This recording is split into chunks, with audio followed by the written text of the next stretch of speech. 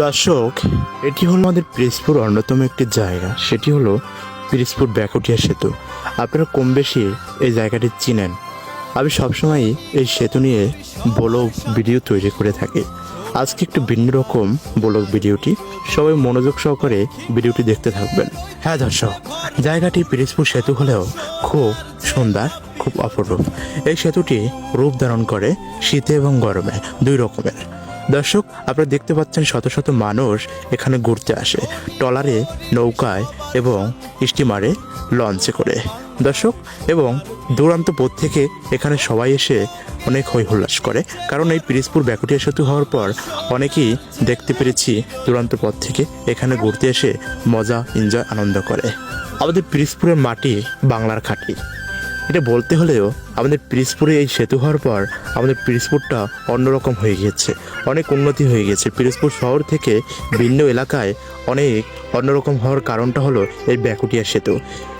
হ্যাঁ দর্শক, এই সেতুর কোনো বিকল্প নেই। পিরোজপুর সেতু, ব্যাকুটিয়া সেতু। দর্শক, আপনারা জানেন এখানে ফেরি চলাচল করতো, ফেরি পুনরায় এখন চলাচল হচ্ছে না। দর্শক, এখন এই ব্রিজ থেকে গাড়ি পারাপার হচ্ছে, আর খুব সহজেই গাড়ি পারাপারগুলো খুব তাড়াতাড়ি খুলনা টু বরিশাল চলাচল করার জন্য খুব তাড়াতাড়ি যাতায়াত করতে পারে। দর্শক, এখান থেকে যখন ফেরি চলাচল করতো পিরোজপুরবাসীর জন্য খুবই ভোগান্তি হতো। একের পর এক সিরিয়াল টু সিরিয়াল গাড়িগুলো এসে বসে থাকতো ফেরির জন্য। এখন আর পিরোজপুর সেতু হওয়ার কারণে মানুষের কোনো ভোগান্তি হচ্ছে না। খুব স্বল্প সময়ের জন্য অল্প সময়ে সে নিজ নিজ বাড়িতে চলে যেতে পারে এই ব্যাকুটিয়া ব্রিজ পারে। দর্শক, দেখতে পাচ্ছেন এখানে ছোট এবং বড় সবার সাথে খুব মিলেমিশে থাকার চেষ্টা করি। সবার মনগুলো খুবই সহজ এবং সরল, সবাই ভালো মনের মানুষ। সবাই আমরা চলে আসলাম এই ব্যাকুটিয়া সেতুতে, খুবই আনন্দ উল্লাস আমরা করতেছিলাম। দর্শক, এই সেতুর যখন উদ্বোধন হয় তখন থেকে আমি ভিডিও করা শুরু করি এই সেতু নিয়ে। এখনও এই ভিডিওগুলো করতেছি। এই সৌন্দর্য ধরে রাখার জন্য আমি প্রতিনিয়ত ভিডিও করে যাচ্ছি। দর্শক, দেখতে পাচ্ছেন কত দূরান্ত পথ থেকে এই মানুষগুলো এখানে ঘুরতে আসে।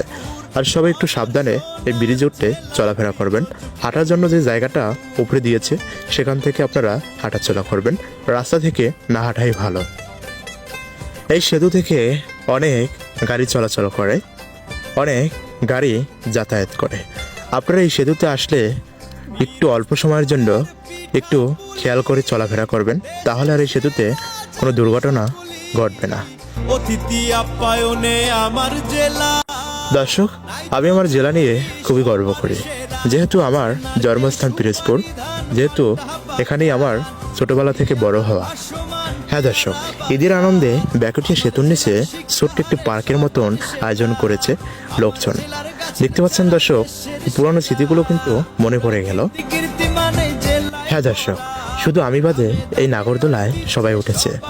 দর্শক, আর এই নাগরদোলা চলতে নাকি খুব মজা, আরাম। যে উঠে সে নাকি আর উঠতে চায় না। এটি হলো আমার ছোটবেলার স্কুল ভাল্য বন্ধু, তার সাথে দেখা হলে আটটা মিলিয়ে নিলাম। আমরা শেষমেশ উভয়ই চলে গেলাম। দর্শক, দেখতে পাচ্ছেন এই লোকগুলা অনেক দূর থেকে এখানে ঘুরতে এসেছে এই সৌন্দর্যটা দেখার জন্য। যারা এই সেতুতে প্রথমবার আসবেন তাদের কাছে এতটা ফিল লাগবে, এতটা ভালো লাগবে, সেটা কাউকে বলে বোঝাতে পারবেন না। দর্শক, আপনারা আর দেরি না করে চলে আসুন। আর এই পিরোজপুর ব্যাকুটিয়া সেতুর সৌন্দর্য হলো এই নদীটা। এই নদী থেকে যখন সূর্য ডুবতে শুরু করে তখন কুয়াকাটার চেয়েও সুন্দর লাগে। দর্শক, আপনারা দেখতে পাচ্ছেন এই নদী থেকে তাজা একটি মাছ তুলে নিয়ে এসেছে। এটি হলো আমাদের বরিশাল আঞ্চলিক ভাষায় আইড় মাছ বলে। এই আইড় মাছটির ওজন হয়তো 10 থেকে 12 কেজি হবে। অনেক বড় মাছটি, ক্যামেরায় ছোট হলেও বাস্তবে দেখলে অনেক বড়ই লাগে। আমার জেলা পিরোজপুর। হ্যাঁ দর্শক, ভিডিওটি শেষ পর্যায়ে কার কাছে কিরকম লেগেছে আমাদের পিরোজপুর ব্যাকুটিয়া সেতুর সৌন্দর্য দেখে অবশ্যই কমেন্ট বক্সে জানিয়ে যাবেন। হ্যাঁ দর্শক, এরকম ভিডিও নিয়মিত পেতে সবসময় পাশে থাকবেন, ভালো থাকবেন, সুস্থ থাকবেন।